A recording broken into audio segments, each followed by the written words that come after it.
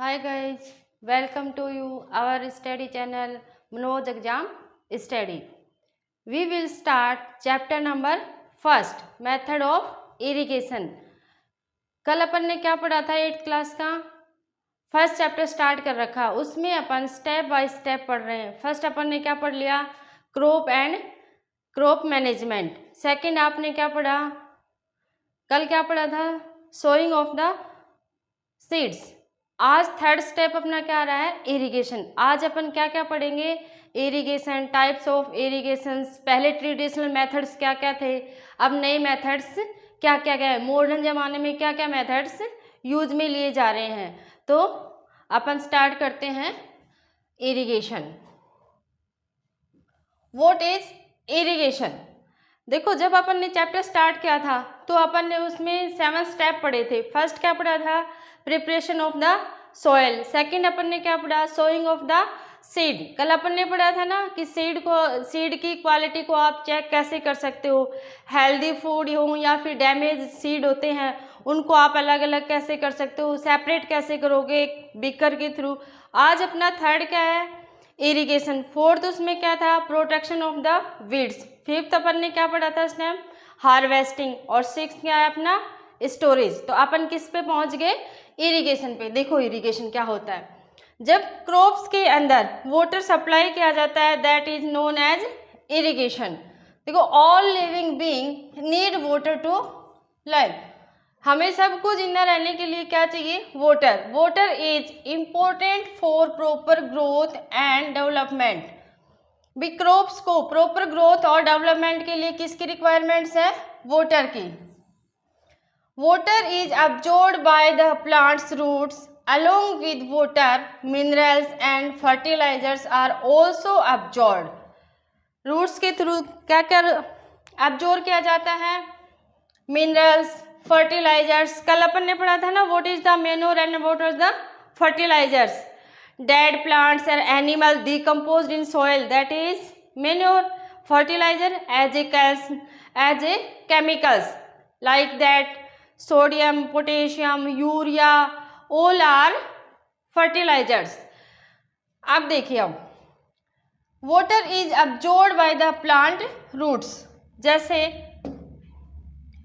ये अपन ने क्या बना लिया, plants.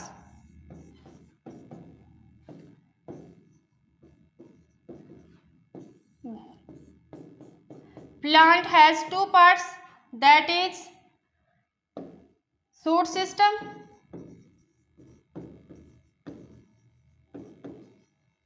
and that is root system। अब ये वाटर की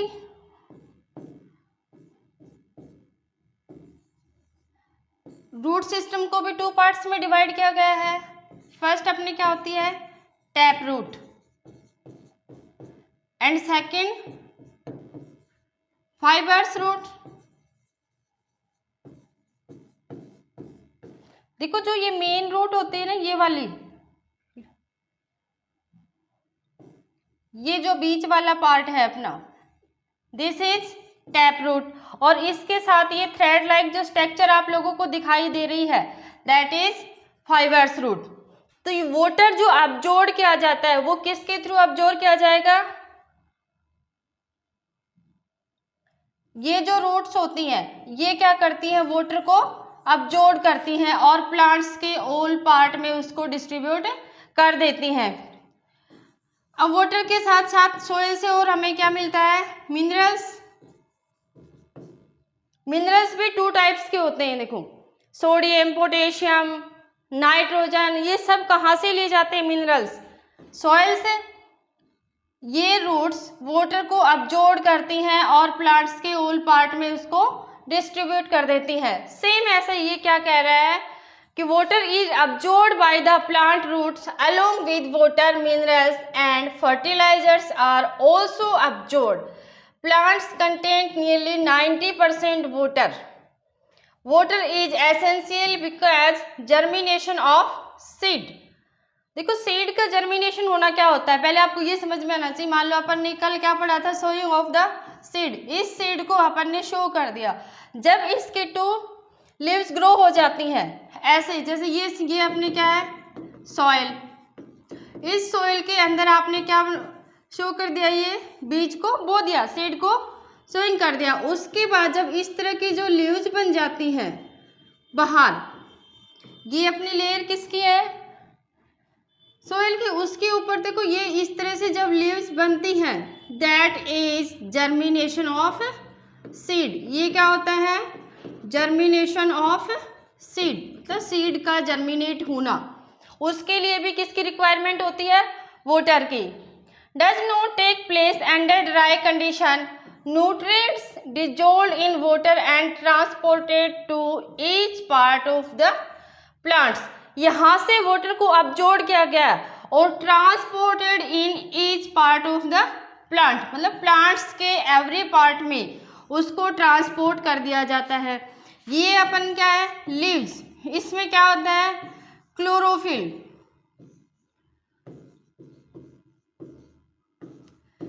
इस क्लोरोफिल के थ्रू यहाँ पे सनलाइट आती है, ये सनलाइट किसके थ्रू ट्रैप की जाती है, क्लोरोफिल के थ्रू। और इसमें ग्रीन लीव्स के कारण यहाँ से सनलाइट से लाइट को अब्जॉर्ब किया जाता है और रूट से जो वाटर और मिनरल्स जाते हैं उनको कंबाइन करके किसकी प्रोसेस होती है, फोटोसिंथेसिस। ये प्रोसेस किसकी हो जाती है, फोटोसिंथेसिस। इसको हटाओ।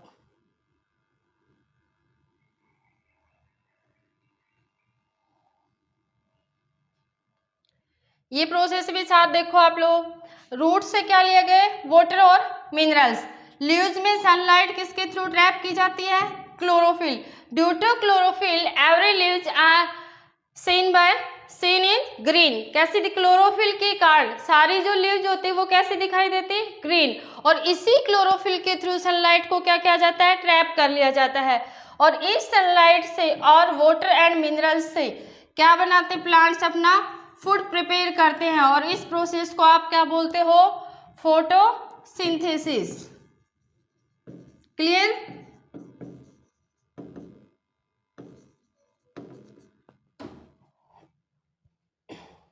क्लियर। अब देखो ये आप लोगों को समझ आ गया ना। इसके बाद अपन पढ़ेंगे what is the method of irrigation. Irrigation के मेथड क्या क्या हैं, जैसे वेल से आप इरिगेशन कर सकते हो। पहले जो ट्रेडिशनल टाइम था उसमें अपन ढेकली था, राहत था, वो आगे मैं आप लोगों को अभी डायग्राम दिखाऊंगी और उससे अपन उसको समझते हैं, उससे लर्न करते हैं कैसे कर सकते हैं। देखो, प्रोटेक्ट द क्रॉप, इरिगेशन। देखो, water also protect the crop from both frost and hot air. Water क्या करता है, जैसे अगर ज़्यादा ह्यूमिड हो या फिर ज़्यादा फ्रोस्ट हो, ज़्यादा सूखापन हो, हॉट हो करंट, उससे भी क्या करता है, उसको प्रोटेक्ट करता है। To maintain the moisture of the soil for healthy crops. Healthy crops के लिए जितना मॉइस्चर चाहिए उसको मेंटेन करके रखता है। Growth field have to be watered regularly, इसलिए वाटर को रेगुलर देना चाहिए। ये क्या है आप लोगों की definition. The supply of water to crops at regular interval is called irrigation।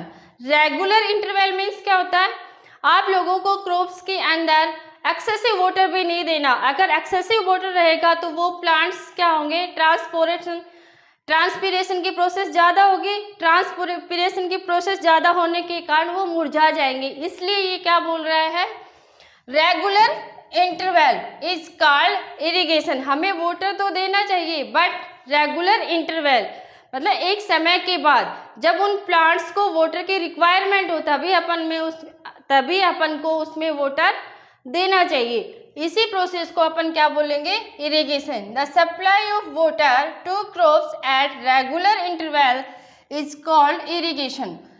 The time and frequency of irrigation varies from crop to crop। क्योंकि देखो ये क्या कह रहा है कि जो टाइम होता है वाटर का, वाटर देने का क्रॉप्स में जो टाइम होता है वो क्रॉप टू क्रॉप अलग होता है। वाई, ऐसा क्यों होता है, लाइक दैट। देखो, वीट के अंदर वाटर्स की रिक्वायरमेंट ज़्यादा होती है, और जो पैडी होती है अपनी, जैसे चावल की फसल अपन जो ग्रो करवाते हैं उसके अंदर बहुत ज़्यादा वाटर की रिक्वायरमेंट होती है, वो वाटर में ही ग्रो करते हैं। और अपन कुछ क्रॉप्स ऐसी होती हैं जिनको वाटर की रिक्वायरमेंट कम होती है। तो ये क्या कहना चाह रहा है कि the time and frequency of irrigation varies from crop to crop, soil to soil and season to season, अलग अलग होती है। In summer the frequency of watering is higher. Why is it so? क्योंकि समर सीजन में क्या होता है, बहुत ज़्यादा गर्मी होती है, गर्मी की वजह से जो अपनी सोइल होती है उसमें ह्यूमिड ज़्यादा हो जाती है, और उस ह्यूमिडिटी को कम करने के लिए हमें वाटर की रिक्वायरमेंट होती है। तो क्रॉप्स के अंदर क्या होगा, season to season, crop to crop, सब में अलग अलग वाटर की रिक्वायरमेंट होती है। तो अकॉर्डिंग टू रिक्वायरमेंट हमें उसको वाटर सप्लाई करना चाहिए। Could it to be due to the increased rate of evaporation of water from the soil and the leaves? I am very careful this year about watering the plants. Last summer my plants dried up and died. ये क्या कह रही है कि summer season में उसके plants dry होके dead हो गए थे, इसलिए उसमें बार बार ध्यान रखना चाहिए क्योंकि ड्राई सीजन के अंदर वाटर की रिक्वायरमेंट ज़्यादा होती है। इवेपोरेशन क्या होता है? The process in which water is evaporate from the plant's leaves, that is known as evaporation. Evaporation क्या होगा? देखो इस तरह से अपन ने पढ़ा था, ये प्लांट्स की क्या होती हैं, लीव्स होती हैं। जैसे ड्राई सीजन होगा, सर्दियों में आप देखते हो प्लांट्स के ऊपर छोटे छोटे इस तरह की बूंदे दिखाई देती है ना आपको, ड्रॉपलेट्स ऑफ वाटर। ये भी क्या होता है, थ्रू द इवेपोरेशन, उस पर इवेपोरेशन तो होता है बट वो ऊपर नहीं जा पाता और यहीं पे ड्रॉपलेट बन जाते हैं, मतलब वाटर की इस तरह से ड्रॉपलेट बन जाती हैं। ड्राई सीजन में क्या होता है, इवेपोरेशन ज़्यादा होता है, मतलब पानी जो होता है वो in the form of steam ऊपर चला जाता है। This process is known as the evaporation, या फिर उसको आप क्या बोल सकते हो, transpiration. This process is known as evaporation. Clear? Next method देखो आप, source of irrigation. The source of water for irrigation are wells, tube wells, ponds, lakes, rivers, dams and canals. ये वाटर के सोर्स होते हैं जिसके through अपन crops को water supply कर सकते हैं। अब देखिए पहले क्या थे कि ट्रेडिशनल मेथड क्या क्या थे, आज अपन क्या पढ़ेंगे, ट्रेडिशनल मेथड ऑफ इरिगेशन, कि पहले के टाइम में क्रॉप्स को वाटर देने के लिए क्या क्या मेथड यूज में लिए जाते थे। देखो फर्स्ट क्या है, the water available in well. See the diagram.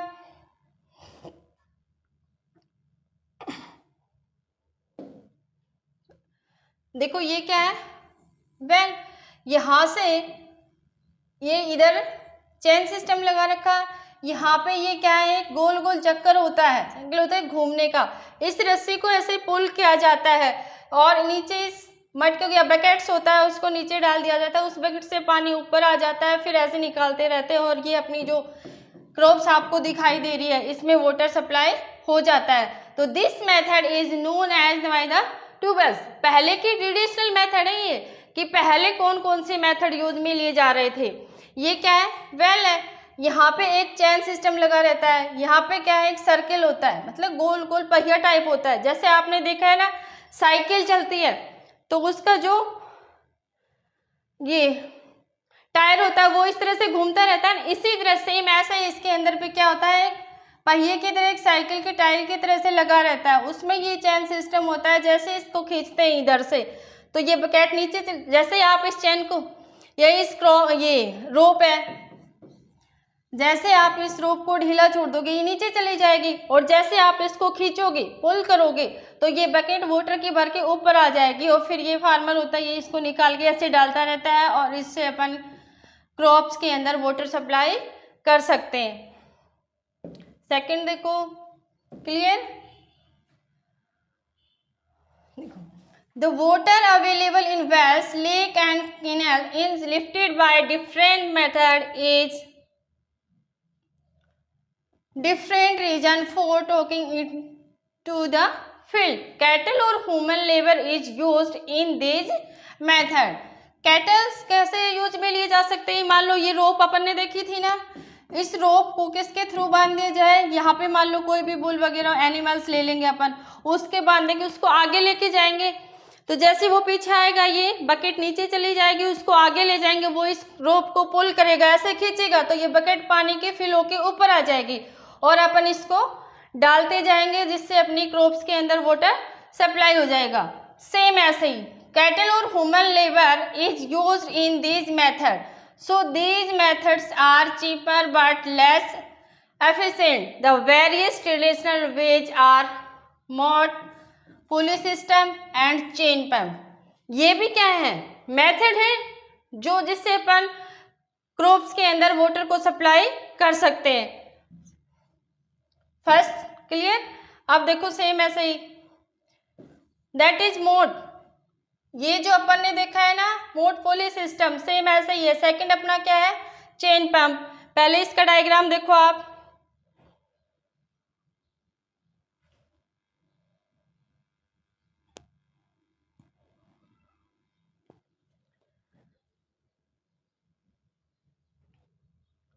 जैसे ही आपने मूट वाला देखा था सेम ऐसे ही है इसमें भी। इसमें भी यहाँ क्या लगा रहता है? ये एक तरह से ये भी क्या है? रोप है।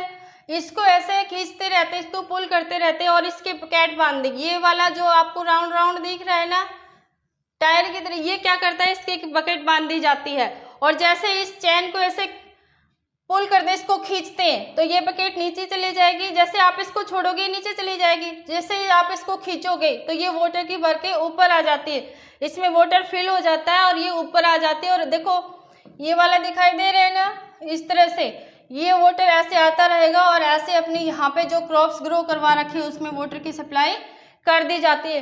But this method is very cheaper and इसमें लेबर भी ज़्यादा लगती है और टाइम भी ज़्यादा लगता है। थर्ड देखो आप,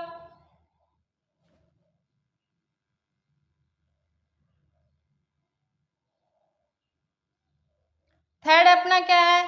ढेकली। एंड फोर्थ क्या है? राहत lever system. Pump are commonly used for lifting water. Diesel, biogas, electric and solar energy is used to run these pumps. इसमें क्या किया जाता है? यहाँ जो सोलर सिस्टम के थ्रू या बायोगैस या इलेक्ट्रिसिटी के थ्रू जो चलने वाला एक तरह से आप लोगों ने इंजन देखा, वो डाल दिया जाता है। वो जैसे इसको खींचता रहता है ऐसे उसको मूव करवाता रहता है और जैसे इधर मूव करवाएगा ये नीचे चले जाती है और जैसे ही वो चेन को पुल करेगा ऐसे खींचेगा तो ये ऊपर आके इसमें पानी डाल देती है। अब थर्ड देखो आपका क्या है? ढेकली। This diagram is ढेकली।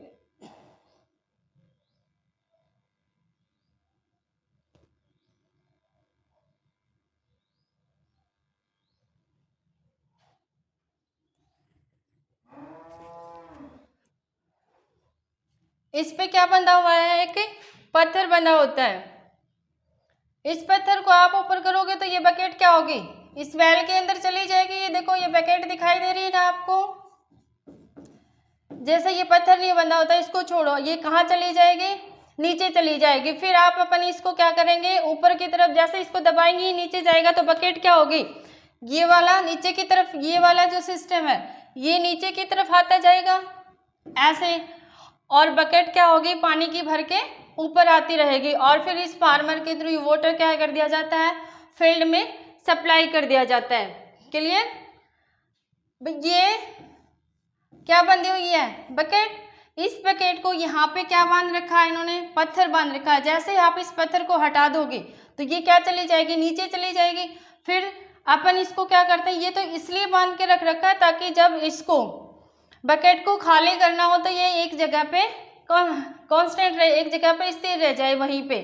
इसलिए यहाँ इसको बांध दिया, यहाँ से इस बकेट को लिया और इसके थ्रू यहाँ पे इसको खाली कर दिया जाता है और इस तरह भी अपनी जितनी क्रॉप्स होती है उसमें वाटर सप्लाई कर दिया जाता है।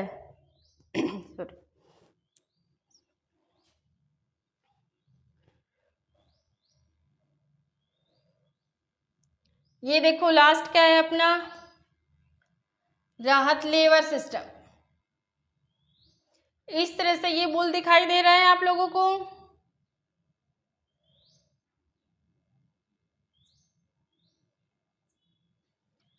देखो ये इस बुल के थ्रू यहाँ रोप से इसके बांध दिया जाता है। जैसे ही ये ऐसे राउंड करेगा, ये भी क्या होगा, इसके साथ ऐसे राउंड करता रहता है, घूमता रहता है। और ये बकेट्स आप लोगों को दिखाई दे रही है, ये बकेट्स क्या करते हैं, फिर वाटर की भरती रहती हैं और एम्प्टी होती रहती है। फिल करते हैं, फिर इनको एम्प्टी कर लेते हैं, फिर फिल करते हैं, फिर इनको एम्प्टी कर देते हैं। इस तरह से भी क्रॉप में अपन वाटर को सप्लाई कर सकते हैं। तो that is the last method rahat. ये all methods are traditional method. First अपन ने क्या पढ़ा था, वेल का, सेकंड आपने क्या पढ़ा, ढेकली, थर्ड राहत। ये all methods are traditional method. इनके अंदर लेबर्स भी ज़्यादा लगती है और टाइम भी बहुत ज़्यादा लगता है। इसलिए आजकल आप देख रहे हो अपने वेल से मोटर के थ्रू पानी निकाल दिया जाता है। आगे और देखो इरिगेशन के क्या क्या मेथड्स हैं।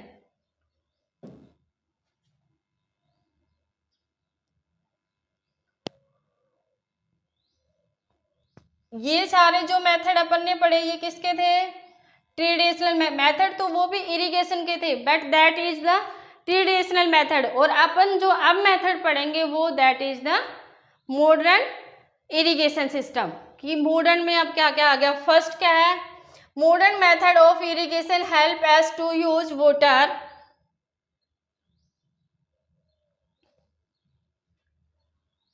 Economically. The main method used are follow. First क्या है, स्प्रिंकलर सिस्टम। स्प्रिंकलर सिस्टम में क्या होता है, जैसे ही मोटर चलती है और खेतों में वो स्प्रिंकलर लगा दिए जाते हैं, वो इस तरह से घूमते रहते हैं और उसमें वाटर ऐसे पूरे खेत में डिस्ट्रीब्यूट होता रहता है, पूरे खेत में फैल जाता है। That is the sprinkler system. ये देखो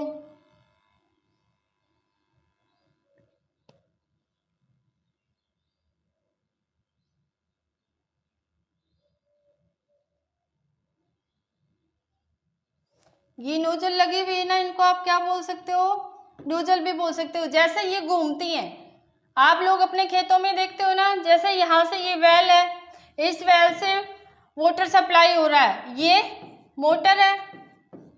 जैसे इस मोटर को अपन चलाते हैं, यहाँ से पानी आता है और अपना जो पाइप जुड़े रहते हैं उनसे पानी चलता रहता है। और ये नोजल लगी हुई है एक तरह से, और ये ऐसे घूमती रहती हैं और पूरे खेत में वाटर की सप्लाई देते हैं। ये क्रॉप्स हैं, ये इस तरह से राउंड करती हैं और वाटर को ट्रांसपोर्टेड करती रहती है, मतलब इस तरह से डिस्ट्रीब्यूट कर देती है उस वाटर को।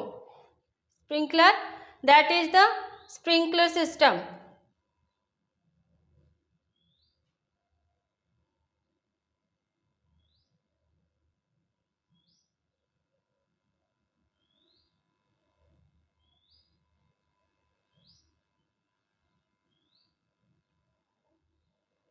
देखो this system is more useful to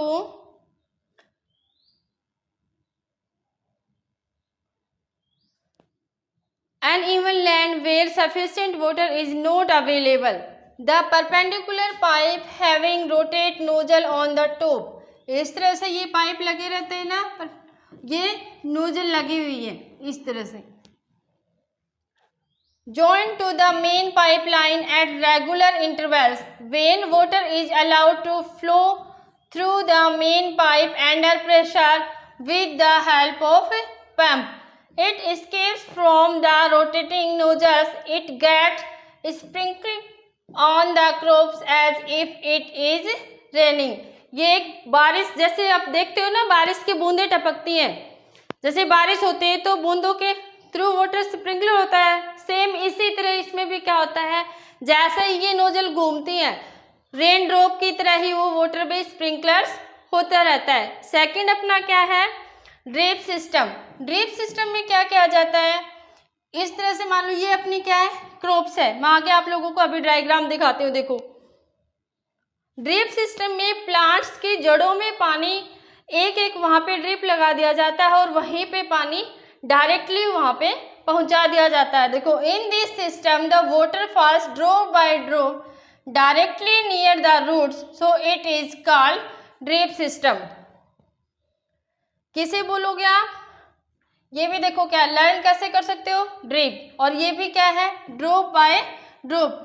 in this system the water falls drop by drop. जैसे मान लो ये अपने पास क्या है, क्रॉप्स है, इस क्रॉप्स में यहाँ पे पाइप लगा दिए गए और यहाँ पे एक होलो, मतलब इस तरह से छेद होता है कि ये एक तरह से ड्रिप के थ्रू इसमें वाटर सप्लाई होता रहे। तो ये क्या कह रहा है, इन this system the water falls drop by drop directly near the roots, so it is called drip system. It is the best technique for watering fruit plants, gardens, trees. Water is not wastage at all. It is one is region where availability of water is poor. कि ये कहाँ पे काम करेगा, जैसे अभी watermelon summer season चल रहा है, इसमें वाटरमेलन खूब आते हैं ना, तो वहाँ पे भी किसका यूज़ किया जाता है, ड्रिप सिस्टम का। वहाँ पे इस तरह से पाइपलाइन जोड़ दी जाती है और जहाँ वो उनके प्लांट्स लगे रहते हैं उनके पास ही उनको खोल दिया जाता है, तो ड्रॉप से वहाँ पे वाटर चला जाता है। इससे क्या होता है, अपने पानी को भी अपन सेव कर सकते हैं, वाटर की वेस्टेज भी नहीं होती है और प्लांट्स को पानी भी दे दिया जाता है। अभी देखना डायग्राम के थ्रू देखो इसको, ये देखो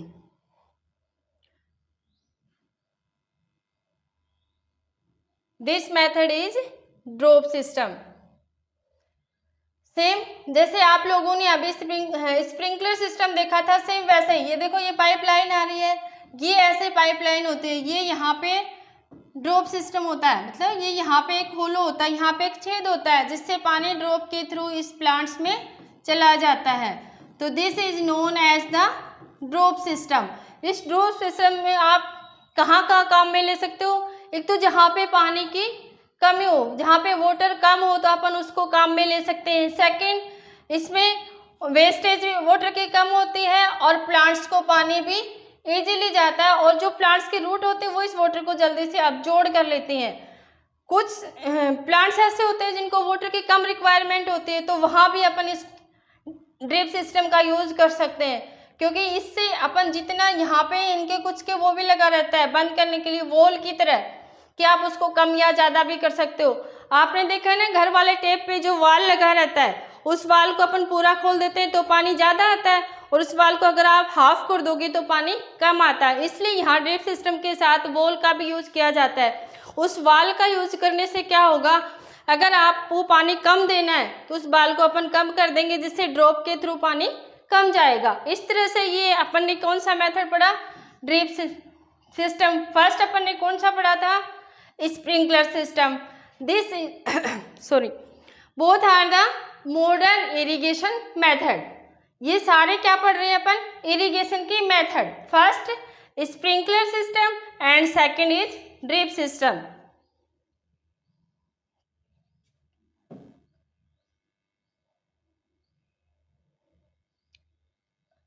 प्रोटेक्शन फ्रॉम वीड्स, अपन वीड से प्रोटेक्ट कैसे कर सकते हैं। देखो ये अपने क्या है, मेन प्लांट, क्लियर। इसके साथ जो ये आपको छोटे छोटे स्मॉल प्लांट्स और भी दिखाई दे रहे हैं, that is known as weeds. Unwanted plants growth with the plants, that is known as weeds. Weeds किसको बोलोगे, जो अपने प्लांट्स, जैसे अपने क्रॉप्स ग्रो करवाई है, मान लो अपन ने वीट की क्रॉप्स ग्रो करवाई या फिर मस्टर्ड की ग्रो करवाई, उसके साथ अनवांटेड प्लांट्स जो ग्रो हो जाते हैं, that is known as weeds. Clear. अब इन वीड्स को अपन क्या करेंगे, या तो वहाँ पे लाइक दैट ऐसे स्प्रे करके, या फिर वीड्स हैं जिसको अपन क्या बोलेंगे, वीडीसाइड, या फिर अपन इसको, मैंने चैप्टर का जब चैप्टर अपन ने पढ़ना स्टार्ट किया था उसमें अपन ने पढ़ा था ना वो सिकल वगैरह, या आप इसको हटा, मतलब वहाँ से रिमूव, वहाँ से इसको फाड़ के दूसरी जगह डाल दे, तो वो भी क्या होता है, एक तरह से प्रोटेक्ट करना। देखिए in a field many other undesirable plants may grow naturally along with the crops. These undesirable plants are called weeds. Clear? ये आप लोगों को में भी समझ आ गया होगा कि ये अपनी क्रॉप्स है, इसके साथ जो अनवांटेड प्लांट्स ग्रो हो जाते हैं that is known as weeds. अब अपन को पढ़ना क्या है कि इसका प्रोटेक्शन अपन कैसे कर सकते हैं। The removal of weeds is called weeding. अगर आप उसको रिमूव कर रहे हो वहां से तो that is known as the weeding. Weeding is necessary since weed compete with the crop plant for water, nutrient, space and light. Thus they affect the growth of the crops. Some weeds interfere even in harvesting and may be poisonous for animal and human beings. ये कह रहा है what is the why is necessary for weeding, कि उनको remove करना क्यों जरूरी है। क्योंकि देखो अगर मैं आप लोगों को फूड दूँ या तो वो फूड आप खा जाओ जिससे आप क्या हो जाओगे हेल्दी, या फिर आपका आधा फूड आप किसी और को दे दो। मान लो आप लंच लेके आते हो स्कूल में, अगर वो लंच आप अपना खुद फिनिश करते हो तो आप हेल्दी रहोगे। अगर आप उसको खाओगे नहीं, आप अपने फ्रेंड्स को उसको डिस्ट्रीब्यूट करोगे तो क्या होगा, आपको पूरी तरह से न्यूट्रिएंट्स नहीं मिल पाएंगे और आप अनहेल्दी हो जाओगे। सेम ऐसा ही है कि अगर ये क्रॉप्स है इसको अपन वो न्यूट्रिएंट नहीं मिल पाएंगे, क्यों? क्योंकि आधे न्यूट्रिएंट्स कौन यूज कर लेगा, वीड्स। तो इसलिए इनको रिमूव करना जरूरी होता है। उसको रिमूव करने के लिए कौन कौन से मेथड्स यूज में लिए जाते हैं वो देखो। फर्स्ट अपन ने क्या बोला, वीडिंग। वीडिंग मीन्स क्या होता है, अपन उसको हटा दें, वहां से रिमूव कर दें, that is known as weeding. Sorry. Farmer adopt many ways to remove weeds and control their growth. Tilling, sowing of crops help in uprooting and killing the weeds, which tilling means क्या होता है,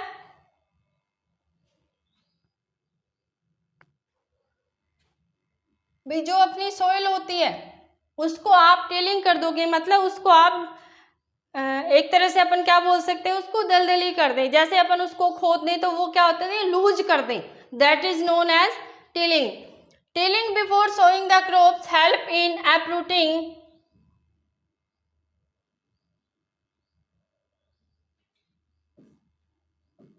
and killing the weeds which may then dry and get mixed with the soil. The best time for the removal of weeds is before they produce flower and seed.